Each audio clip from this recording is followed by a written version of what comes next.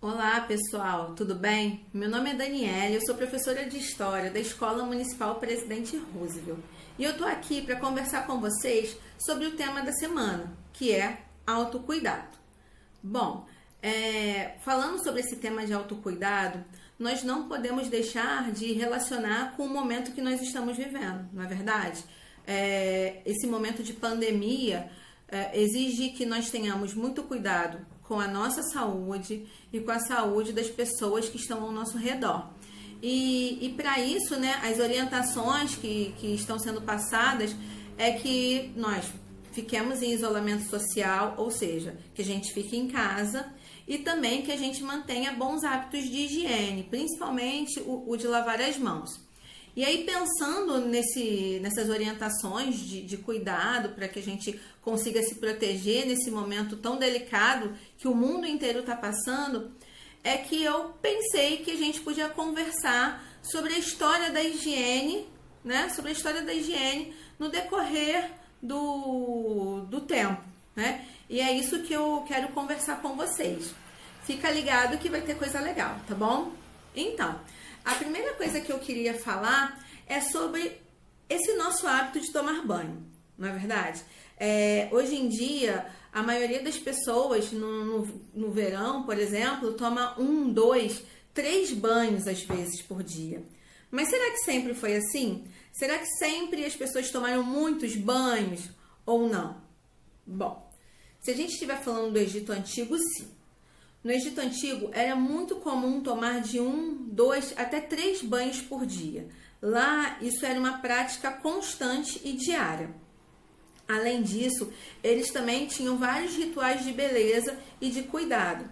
Só para vocês terem um exemplo, a rainha Cleópatra, que é uma das rainhas mais famosas do Egito Antigo, ela tinha o hábito de se banhar com leite azedo e de passar no corpo a lama do rio Nilo, para poder manter sempre a pele suave, delicada, macia, né? Então, no Egito Antigo, haviam essas práticas, além de outras que estão no nosso cotidiano até hoje. Por exemplo, sabe aquela rena que a gente passa na sobrancelha para dar aquele visu? Então, lá no Egito, eles já usavam rena. Olha só que legal, né? Mas, enfim, isso acontecia no Egito Antigo. Se a gente vai para a Grécia Antiga, a gente encontra um quadro bem similar. Lá na Grécia, os banhos também eram bem populares. As pessoas também tomavam muitos banhos. E os banhos, assim, eram tão importantes que existiam banhos públicos. O que seriam esses banhos públicos? Eram locais onde 30, 40 pessoas podiam tomar banho ao mesmo tempo. Nesse espaço você encontrava bacias, bicas, banheiras, enfim, vários locais onde as pessoas podiam tomar banho ao mesmo tempo, né? E lá na Grécia Antiga, eles também tinham vários produtos que eles utilizavam para poder manter a saúde da pele, para fazer a higiene ou como ritual de beleza. Eu vou, inclusive, falar para vocês alguns produtinhos que eles usavam. Vai que você se anima de usar algum. Vamos lá? Por exemplo, eles usavam fezes de crocodilo misturadas com água de flores. E aí, o que você achou? Não gostou dessa receita? Vamos para a próxima. Pomadas de gordura de pato com aranhas amassadas. Também não, né? Vamos lá, próxima. Sopa de pão com leite de burra. Não, né? E a última receita, aí se você não gostar de nenhuma, não tem jeito. Pombo triturado com pérolas em pó. Mas é só pra gente saber, né? Eu só queria falar pra vocês de que lá na Grécia, eles estavam também, assim, além do ritual de banho, eles tinham produtos, eles fabricavam produtos, tal como nós temos o nosso shampoo, nosso condicionador, nosso creme, nosso batom. No Egito, Grécia e Roma, eles também tinham esses produtos. Eles são um pouquinho diferentes dos nossos, mas eles existiam, então, assim, havia uma preocupação muito grande com a higiene, com a limpeza, com a beleza, com a conservação da saúde através da higiene. Bom, gente, e em Roma é a mesma coisa. Os banhos públicos também eram bem famosos, bem populares. E de lá que a gente tem notícia também da fabricação dos primeiros protetores solares, que seriam o quê? Fezes de animais marinhos misturadas a chifres triturados. Gente, o importante é se proteger do sol, né? Bom, então, durante todo esse período da antiguidade, o banho ele tinha uma grande importância. Mas aí o período medieval ele chega e as coisas mudam um pouco, tá bom? O que acontece no período medieval? No período medieval, o banho começou a ser considerado como algo profano, tá? Como alguma coisa relacionada a pecado, enfim, algo que não deveria ser feito.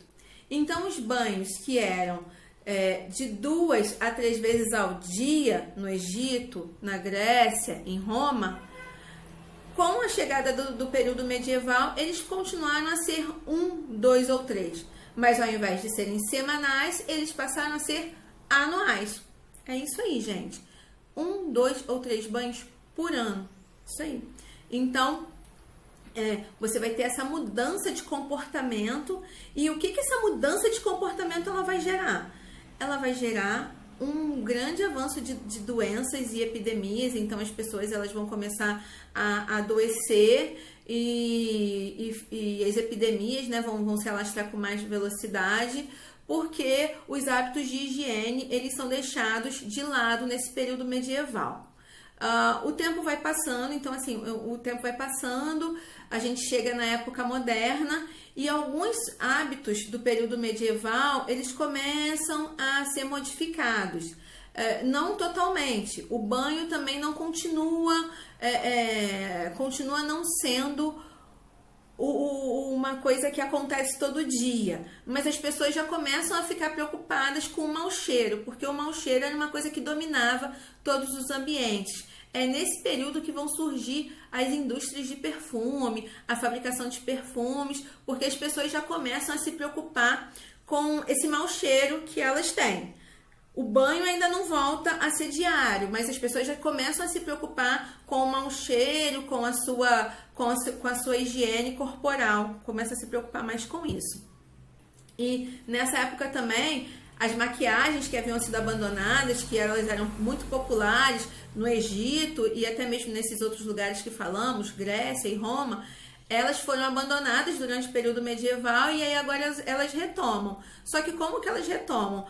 A partir da aplicação de farinha de trigo no rosto e no cabelo. Então, assim, nesse momento assim, né, de transição entre o período medieval e a era moderna, que as coisas começam a se transformar, surgem os perfumes e as pessoas começam a voltar a se maquiar, mas usando, não maquiagem, né, ainda usando farinha de trigo, né, isso era uma característica. Mas o tempo foi passando, as coisas foram mudando, de modo que os avanços científicos, né, as descobertas científicas começaram a ser divulgadas, enfim, né, o mundo vai se transformando e o banho volta a ser um item de primeira necessidade para as pessoas.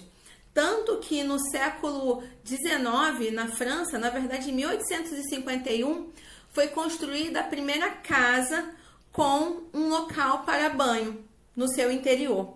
Até então, todas as construções que nós vamos ver, elas não têm um espaço dedicado para o banho dentro da própria casa. Em 1851, isso vai acontecer na França. E aí, a partir daí, né, gente, os hábitos de higiene, eles começaram a ser valorizados novamente, o hábito de tomar banho todos os dias, de lavar a mão antes e depois, lavar a mão antes das refeições, escovar os dentes, enfim, todos esses hábitos de higiene que nós temos atualmente, eles retomaram gradativamente. Aqui no Brasil, nós temos a questão do banho, sempre foi uma questão muito, muito presente, até porque os nossos antepassados indígenas, eles já tinham o hábito de se banhar mais de uma vez ao dia. Tanto que quando os europeus chegaram aqui, isso gerou um estranhamento, porque eles pensaram, meu Deus, mas para que tanto banho, não é? Mas hoje em dia, então, os hábitos de higiene, eles estão modificados e a gente precisa, né? A gente sabe que esses cuidados são importantes para a nossa saúde, para evitar doenças, epidemias e para a gente mesmo, né?